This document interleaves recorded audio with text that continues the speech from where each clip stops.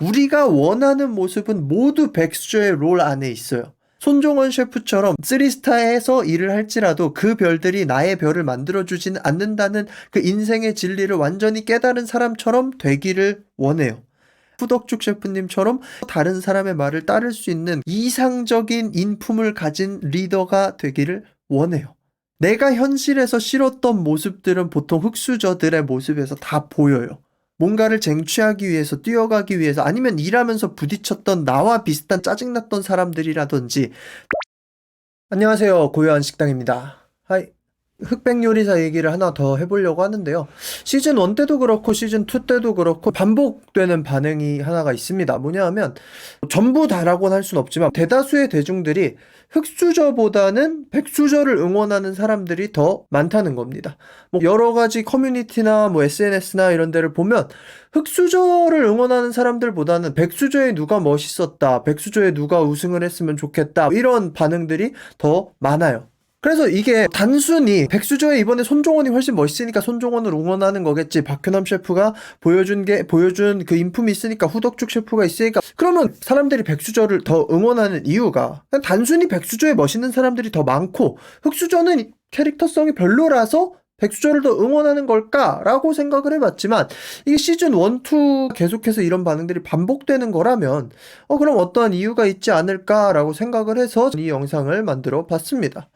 뭐 흑수저에 대한 평가가 시즌 1 때도 그렇고 시즌 2 때도 그렇고 뭐 특정한 사건, 특정한 이야기, 특정한 언행에 꽂혀서 예민하게 반응한 사람들이 좀 흑수저 누구는 싸가지가 없어 보인다, 누구는 별로다, 이렇게 얘기하면서 그걸 듣고 보면서 약간 그렇게 느꼈던 사람들이 맞아 호응하면서 누구는 싸가지가 없는 새끼가 되고 막 이런 것들이 자주 반복이 돼요. 사실 시즌 1 때도 나폴리 마피아가 싸가지가 없다라는 얘기로 많이 돌려졌거든요. 뭐 지금 와서는 아니라고들 하지만 그때 커뮤니티 반응은 싸가지 없다는 반응이 굉장히 많았어요. 나폴리 마피아 발언이 그렇게 셌나 싶기도 하고, 뭐 흑수저의 특정한 사람들 때문에, 백수저의 특정한 사람 때문일까라고 생각을 해봤을 때 그것보다는 뭔가 인간의 전체적인 성향에 그런 것들이 좀 있지 않나라는 생각을 해봤어요. 우리가 사람이 사람을 평가할 때 단편적 정보로 인간을 판단할 수 있다고 우린 자주 착각을 해요. 애초에 우린 타인을 볼 때 이 사람의 전체적 맥락을 볼 수 있지 않습니다. 굉장히 오랜 시간, 오랜 기간을 같이 지내지 않고서는 우린 굉장히 단편적인 모습을 보고 그 사람을 평가를 해요. 우리가 점원을 평가할 때 어떤 사람을 점원과 손님으로 만나면 그 점원이 잠깐 웃어준다면 이 점원은 나에게 좋은 사람인 거죠. 이 사람이 평소에 어떻든 뭐 막 밤에 무슨 일을 할지 그런 건 상관없이 그때 그 역할로 어떤 행동을 했을지에 따라서 그냥 그 사람을 평가하는 거예요. 우리는 그게 아니라는 것을 알고는 있지만 그냥 그렇게 믿습니다. 그렇게 살아가요. 미디어는 이제 그것을 이용하는 거죠. 왜냐면 미디어에서 보여주는 거는 지극히 단편적인 상황이지만 지극히 단편적으로 보는 시청자들은 그 사람을 평가하기 때문에 누구를 악역으로 만들고 선역으로 만들고 하는 게 굉장히 쉬운 거예요. 그걸로 캐릭터를 만들고 역할을 부여하기도 하는 거죠. 이게 편집의 굉장히 무서운 점인 겁니다. 악마의 편집이 바로 이런 것에서 시작이 되죠. 어떤 사람의 한두 마디로 이 사람을 쓰레기로 만들 수가 있는 거고, 어떤 사람의 한두 마디로 이 사람을 천사로 만들 수도 있는 거예요. 대중은 이 사실을 알아요. 알지만 늘 속습니다. 왜냐면 우리가 방송을 보는 이유는 애초에 속으려고 보는 거니까, 그 방송을 통해서 지식이나 뭐 다큐멘터리적인 그런 것을 얻으려고 보는 것이 아니니까. 특히나 뭐 연극이나 영화나 이런 극대본이 있는 것들은 그것이 가짜지만 진짜라고 믿으려고 보는 거죠. 그 스토리가 아무 현실과는 상관없지만 그것이 진짜라고 이입을 해서 보려고 보는 거고. 그래서 옛날 같은 경우에는 드라마 악역했던 사람들이 목욕탕 갔다가 두들겨 맞고 아줌마들한테 계란 맞고 이런 일도 있었다잖아요. 근데 이것을 옛날 사람들만 가지고 욕할 게 있나 싶을 때 여전히 대중의 성향은 변하지 않습니다.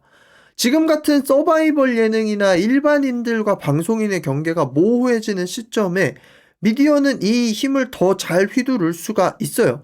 왜냐하면 일반인들이 일반인의 이름을 가지고 이곳에 나오면 이 사람들이 방송에서 보여주는 단편적인 모습으로 시청자들은 이 사람들을 쉽게 평가할 수가 있으니까.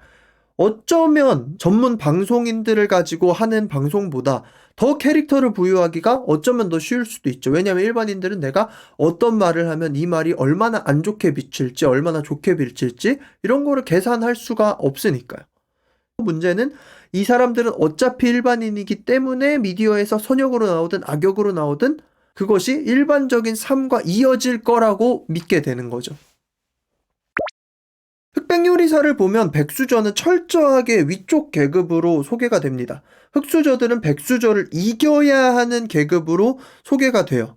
사실 사업적인 성공이나 뭐 돈 쪽으로만 따져보면 흑수저들이 이미 잘 나가는 사람들도 많기는 하지만 일단 이 방송에서 주어지는 롤이 그런 거예요. 백수저들은 위쪽에 군림하고 흑수저들은 밑에서 시작합니다. 애초에 처음 시작부터 흑수저들은 80명이 밑에서 우르르 모여있고 20명의 백수저가 스파트라이트를 받으면서 엄청나게 화려하게 등장해요. 마치 인간 위에 인간이 있는 듯이. 사람들은 쉽게 그 롤에 몰입을 하게 됩니다. 상황적 연출에 인간은 쉽게 흔들려요. 흑수저들은 악에 바칠 수밖에 없습니다. 이기고 싶어요. 저 사람들 다 끌어내리고 싶다. 이런 생각을 가질 수밖에 없습니다. 하지만 그것을 쉽게 입 밖으로 낼 수가 없죠. 왜냐하면 한국에서 저 사람들을 끌어내리고 싶다. 내가 다 죽여버리고 싶다. 라고 하면 욕을 먹기 쉽기 때문에. 실제로 시즌1 때 나폴리 마피아가 그것 때문에 욕을 많이 먹었습니다. 이번에 제일 화두에 오른 사람 중에 한 명은 요리 괴물이에요. 인스타, 유튜브 쇼츠, SNS 이곳저곳에 요리 괴물의 욕이 엄청나게 있습니다. 여기서 이제 도덕적인 괴리감이 드는 거예요. 요리 괴물이 흑백요리사에서 보였던 모습과 뭐 그것이 도덕적으로 잘못됐다고 친들. 그럼 그 요리 괴물을 SNS에서 욕하든 뭐 커뮤니티에서 욕하든 그 욕을 하는 것은 도덕적으로 옳은가라는 이제 쓸데없는 딜레마적 생각이 드는 거죠.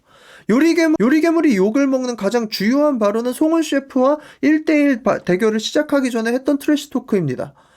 내가 전에 있었던 곳에서 당신의 이야기를 많이 들었고 당신이 잘한다고 했는데 그 스승이 얘기하기론 내가 당신보다 낫다고 했다라고 했어요. 저는 그걸 들을 때 별 생각이 없었습니다. 송은도 그 스승 셰프를 알고 요리괴물도 그 스승 셰프 밑에 있었다면 송은도 그 스승 셰프가 어떤 사람인지를 알 거 아니에요, 어차피. 그래서 저는 그냥 농담식으로 충분히 할 수 있다고 생각을 했던 발언이었어요. 근데 그걸 가지고 굉장히 많이 불편하신 분들이 생겼더라고요. 불편할 수도 있다고 생각을 합니다, 충분히. 좀 싸가지 없어 보이기도 하고 하니까. 근데 저는 서바이벌이라는 게임 속에서 그 정도 발언은 상관이 없다고 생각을 해요. 그리고 흑수저 셰프들이 백수저들과의 대결 속에서 했던 것들, 또 요리괴물이 팀플레이 가운데서 칼마카세와 부딪혔던 것들, 뭐 이런 것들을 봤을 때 흑수저들의 모습에 대해서 불편함을 느끼는 사람들이 되게 많아지는 거죠. 저런 싸가지 없음, 거침, 악에 바친 모습, 참외 대결인가 거기서 흑수저들은 참외 껍질이 질길 수도 있다고 해서 떼고 썼는데 백수저들이 참외 껍질을 안 떼는 걸 보고 흑수저들이 참외 껍질 질겼으면 좋겠다 그 한마디 했던 걸로도 또 흑수저들의 인성을 깎아내리더라고요. 백수저들은 백수저로 나온 이상 백수저의 롤에 이입이 될 수밖에 없습니다. 이미 그들은 그 방송에서 흑수저보다 위에 있다고 설정이 됐어요. 도전자를 물리치는 업계의 스승 사부 같은 역할이 돼버립니다. 그리고 실제로 백수저로 나온 분들 중에 후덕죽 셰프님이나 박효남 셰프님 같은 경우는 이미 요리계에서 40년, 50년을 계시면서 인생을 깨달으신 분들이에요.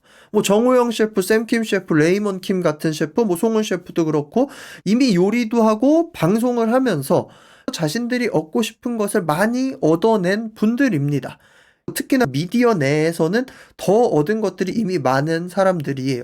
그 사람들은 이미 위쪽이라는 롤에 이입이 돼서 마음이 넓어질 수밖에 없습니다. 흑수저들을 밟아줘야지 이런 생각을 할 필요가 딱히 없습니다. 왜냐하면 그들은 이미 위너로 설정돼서 나왔으니까. 흑수저들은 도전자죠.